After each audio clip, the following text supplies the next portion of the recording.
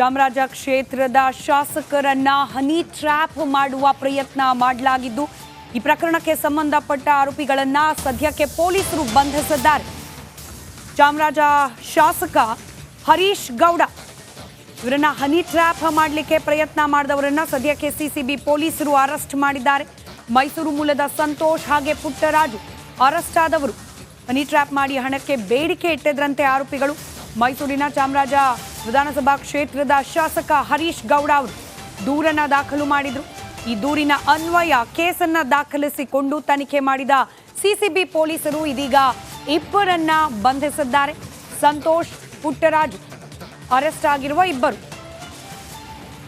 Honey trap ಮಾಡಿ ಹಣಕ್ಕೆ demand ಮಾಡಲಿಕ್ಕೆ ಪ್ರಯತ್ನ ಪಟ್ಟರು ಅಂತ ಹೇಳಿ ದೂರು ನೀಡಿದ್ದಾರೆ ಶಾಸಕರು.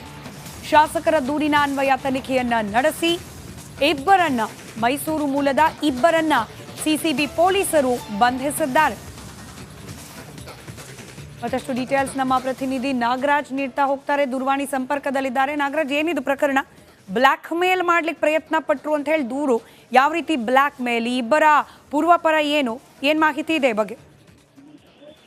ಸ್ಮಿತಾ, ಏನು MLA ಹರೀಶ್ ಅವರು ಒಂದು ಬೆಂಗಳೂರು ಸಿಸಿಬಿಗೆ ಒಂದು ದೂರನ್ನ ಕೊಡ್ತಾರೆ. ಯಾವುದೋ ಒಂದು ನಾನು ಉಳಿದುಕೊಂಡಿದ್ದಂತ ಹೋಟೆಲ್ ನಲ್ಲಿ ಒಬ್ಬ ಯುವತಿ ಇರ್ತಕ್ಕಂಥ ವಿಡಿಯೋನ ನನಗೆ ಕಳಿಸಿ ನನ್ನಿಂದ ಹಣವನ್ನ ಕೇಳಲಿಕ್ಕೆ ಬ್ಲಾಕ್ ಮೇಲ್ ಮಾಡ್ತಾ ಇದ್ದಾರೆ ಅಂತೇಳಿ ಸಿಸಿಬಿ ಪೊಲೀಸರಿಗೆ ದೂರು ಕೊಡ್ತಾರೆ. ಕೂಡಲೇ ಬೆಂಗಳೂರು ಸಿಸಿಬಿ ಪೊಲೀಸರು ಒಂದು ಪ್ರಕರಣವನ್ನ ದಾಖಲು ಮಾಡಿಕೊಂಡು ತನಿಖೆಯನ್ನ ಮಾಡಿದಾಗ ಮೈಸೂರು ಮೂಲದ ಸಂತೋಷ್ ಮತ್ತೆ ಪುಟ್ಟರಾಜು ಎಂಬ ಇಬ್ಬರು ಆರೋಪಿಗಳು ಸಿಕ್ಕಿ ಬೀಳ್ತಾರೆ. ಅವರನ್ನ ಒಂದು ಕೂಲಂಕುಷವಾಗಿ ವಿಚಾರಣೆ ಮಾಡಿದ್ರೆ ಇವ್ರು ಏನು VVIPಗಳಿರ್ತಾರೆ, ಹೋಗಿ ಯಾವ್ದಾದ್ರು ಹೋಟೆಲ್ ನಲ್ಲಿ ಉಳಿದುಕೊಂಡಿದ್ರೆ ಆ ಹೋಟೆಲ್ ನ ಮಾಹಿತಿಯನ್ನ ತೆಗೆದುಕೊಳ್ಳುವಂಥದ್ದು. ಅವರು ಉಳಿದುಕೊಂಡು ಬಿಟ್ಟೋಗಿದಂತ ರೂಮ್ ನಲ್ಲಿ ಬೇರೊಬ್ಬ ಯುವತಿಯನ್ನು ಇಟ್ಟು ಅಲ್ಲಿ ಒಂದಷ್ಟು ಹಿಡನ್ ಕ್ಯಾಮ್ರಾದಲ್ಲಿ ರೆಕಾರ್ಡ್ ಮಾಡಿ ನೀವು ಉಳಿದುಕೊಂಡಿದ್ದ ಕೊಠಡಿಗೆ ಯುವತಿ ಬಂದು ಹೋಗಿದ್ದಾಳೆ, ನಮ್ಮ ಹತ್ರ ವಿಡಿಯೋ ಇದೆ ಅಂತೇಳಿ ಆ ಒಂದು ಏನು VVIP ಇರ್ತಾರೆ ಅವರಿಗೆ ಆ ವಿಡಿಯೋನ ಕಳಿಸಿ ಅವರಿಂದ ಹಣವನ್ನ ಕೇಳೋದು. ಅವ್ರಿಗೆ ಇಲ್ಲದೆ ಇದ್ರೆ ಸಾಮಾಜಿಕ ಜಾಲತಾಣಗಳಲ್ಲಿ ಒಂದು ವಿಡಿಯೋನ ಹಾಕ್ತೀವಿ ಅಂತೇಳಿ ಬ್ಲಾಕ್ ಮೇಲ್ ಮಾಡ್ತಾ ಇದ್ರು ಅಂತ ಹೇಳಿ ಗೊತ್ತಾಗಿರ್ತಕ್ಕಂಥದ್ದು. ಸದ್ಯಕ್ಕೆ ಇಬ್ಬರನ್ನ ಅರೆಸ್ಟ್ ಮಾಡಿ ಸಿಸಿಬಿ ಪೊಲೀಸರು ಹೆಚ್ಚಿನ ತನಿಖೆಯನ್ನ ಮಾಡ್ತಾ ಇದ್ದಾರೆ. ಕೇವಲ ಹರೀಶ್ ಅವ್ರಿಗೆ ಮಾತ್ರ ಈ ರೀತಿಯಾಗಿ ಮಾಡಿದ್ರ ಅಥವಾ ಇನ್ನೂ ಸಾಕಷ್ಟು ಒಬ್ಬ ಕುಲಪತಿಗೂ ಇದೇ ರೀತಿ ಮಾಡಿದ್ದಾರೆ, ಮತ್ತಷ್ಟು ಇವರು ವಂಚನೆ ಲಿಸ್ಟ್ ಅಲ್ಲಿ ಮತ್ತಷ್ಟು ಇದ್ದಾರೆ ಅನ್ನೋ ಮಾಹಿತಿ ಇದೆ. ಸದ್ಯಕ್ಕೆ ಸಿಸಿಬಿ ಪೊಲೀಸರಿಂದ ತನಿಖೆ ಮುಂದುವರೆದಿರ್ತಕ್ಕಂಥದ್ದು. ಸ್ಮಿತಾ, ರೈಟ್, ಧನ್ಯವಾದ ನಾಗರಾಜ್ ಮಾಹಿತಿಗಾಗಿ.